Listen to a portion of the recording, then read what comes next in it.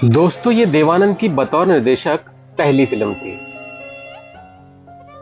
जाहिर सी बात है कि इस फिल्म से लोगों को बड़ी अपेक्षाएं थी और वो उम्मीद कर रहे थे कि जो देवानंद कैमरे के सामने हमेशा सदाबहार रहे हैं, वो कैमरे के पीछे भी अपना हुनर जरूर दिखाएंगे।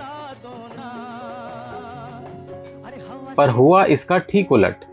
युद्ध के बैकग्राउंड पर बनी देव साहब की इस फिल्म को वो रिस्पॉन्स नहीं मिला जिसकी उम्मीद थी।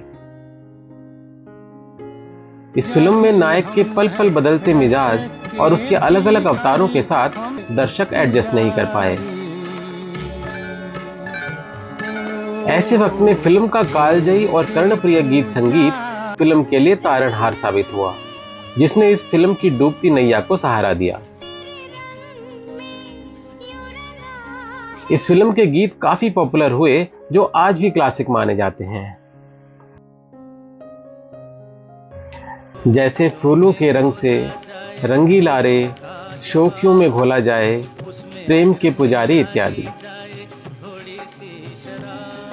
एक अनसेटल्ड स्टोरी वाली इस फिल्म में देव साहब का डायरेक्शन ठीक ठाक ही था, पर यहां पर दिलचस्प बात यह है कि फिल्म के संगीतकार एस.डी. बर्मन इस फिल्म में देव साहब के डायरेक्शन से खुश नहीं थे और उन्होंने तो यहां तक भी कह दिया था कि देव ने मेरे गाने का ये क्या हाल कर दिया।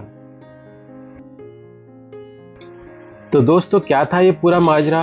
देव साहब की इस फिल्म में क्या क्या कमियां रही और कैसे संगीतकार, गीतकार और गायक कलाकारों की जुगलबंदी इस डूब चुकी फिल्म के लिए तारणहार साबित हुई, इन सब सवालों के जवाब जानेंगे इस वीडियो में। आप देख रहे हैं आपका favourite YouTube channel singing emotion.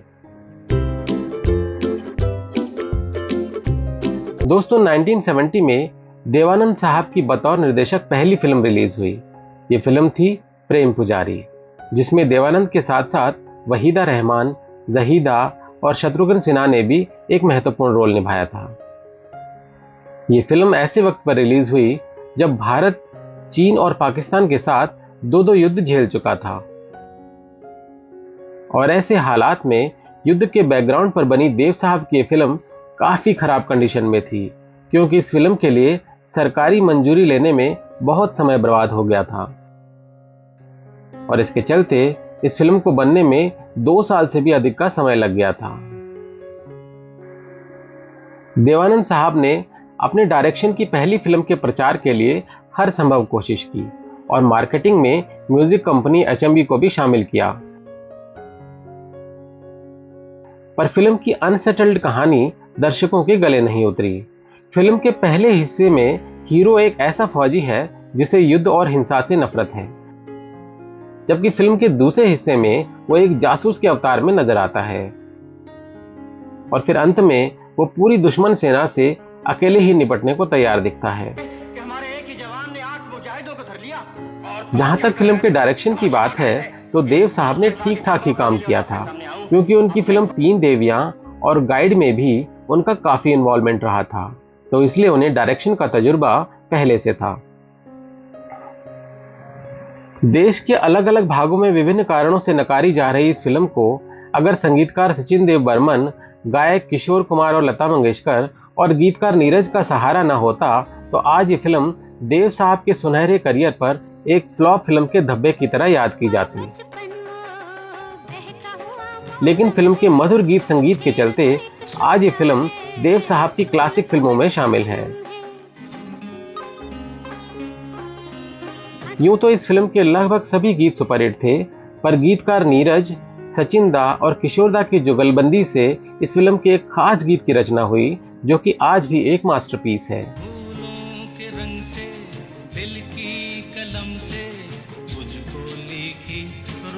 Neeraj के लिखे इस गीत के बोल थे फूलों के रंग से, जो काफी पॉपुलर हुआ था। सचिन दा की सिंपल एंड मेलोडियस धुन पर बने इस गीत को किशोर दा ने पूरे इमोशंस के साथ मधुरता से गाया है और ये गीत आज भी प्रेमी जोड़ों की पहली पसंद है। इस गीत के खूबसूरत बोलों के अलावा धुन इतनी सरल थी कि इसे कोई भी गा सकता था और आज भी इसे कोई सरलता से गा सकता है। और ऐसा इसलिए है क्योंकि इस गीत में मुखड़ा और अंतरा अलग अलग नहीं है, बल्कि उन्हें मिला दिया गया है। और गीत सीधा अंतरे से शुरू होता मालूम पड़ता है, जिससे कि इसे याद करना और भी आसान हो जाता है। इसके अलावा गीत में किशोरदा ने हमेशा की तरह खुद से जो चीजें ऐड की हैं वो बहुत आकर्षक बन पड़ी हैं, जैसे कि गीत के शुरू में उनकी हमिंग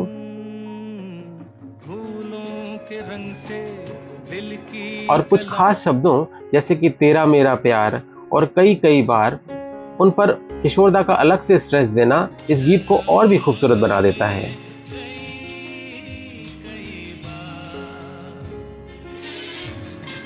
पर इस बेहद कर्णप्रिय गीत के संगीतकार सचिन देव बर्मन यानी सचिन दा इस गीत के फिल्मांकन से बिल्कुल खुश नहीं थे। यह व्यापक रूप से माना जाता है कि जिस फीके और प्रेरणाहीन तरीके से देव साहब ने यह गाना शूट किया था उससे एसडी खुश नहीं थे।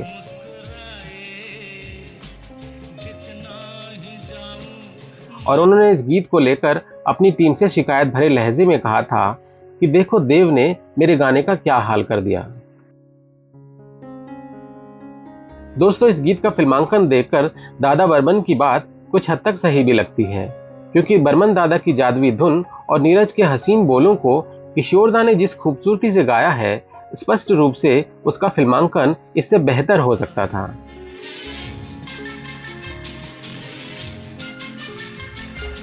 दोस्तों, किसी गीत का फिल्मांकन उस गीत की खूबसूरती में चार चांद लगा देता है। मिसाल के तौर पर इसी गीत से मिलता जुलता किशोरदा का एक और रोमांटिक गीत याद कीजिए। और देव साहब के खुद के कई सदाबहार गीत बेहतरीन फिल्मांकन का उदाहरण रहे हैं। पर खैर, यह भी फिल्म मेकिंग का एक हिस्सा है कि कई बार न चाहते हुए भी डायरेक्शन में वो परफेक्शन नहीं आ पाता जिसकी जरूरत होती है। इस फिल्म से गोपाल दास सक्सेना, जो कि गीतकार नीरज के रूप में जाने जाते हैं, उन्होंने भी एक गीतकार के रूप में नवकेतन फिल्म्स में अपना डेब्यू किया था।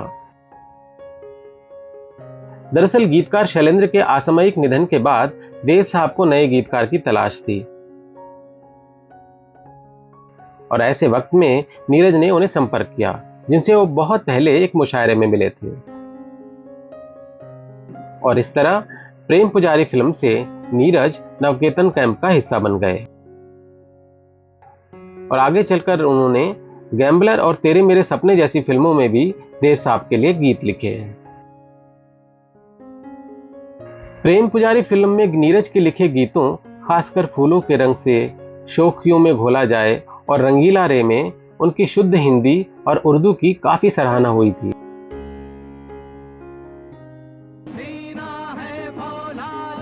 और इन गीतों ने इंडस्ट्री में एक गीतकार के रूप में नीरज को जबरदस्त पहचान दिलाई।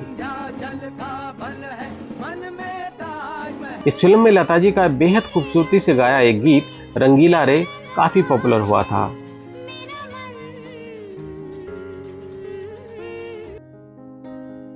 इस गीत में दादा बर्मन ने नीरज को सिर्फ पहला शब्द रंगीला रे दिया था और उन्हें कहा था कि हीरो की बेवफाई और रंगीलेपन से चोट खाई हीरोइन के लिए यह गीत आपको लिखना है।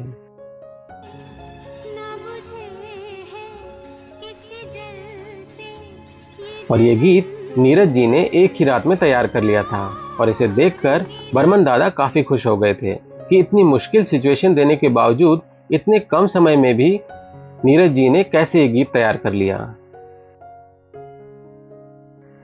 ये गीत आज भी लता जी, नीरज और सचिन दा के बेहतरीन गीतों में शामिल है। तो दोस्तों, ये थे फिल्म प्रेम पुजारी के डायरेक्शन और गीतों से जुड़े कुछ रोचक किस्से। आप प्रेम पुजारी फिल्म के गीत फूलों के रंग से के फिल्मांकन के बारे में क्या सोचते हैं और इस फिल्म का कौन सा गीत आपका फेवरेट है, हमें कमेंट में जरूर बताइएगा।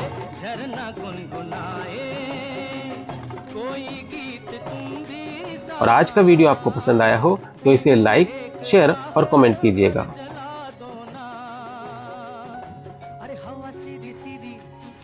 और ऐसे और वीडियोस देखने के लिए हमारे चैनल सिंगिंग इमोशन को सब्सक्राइब कर लीजिए।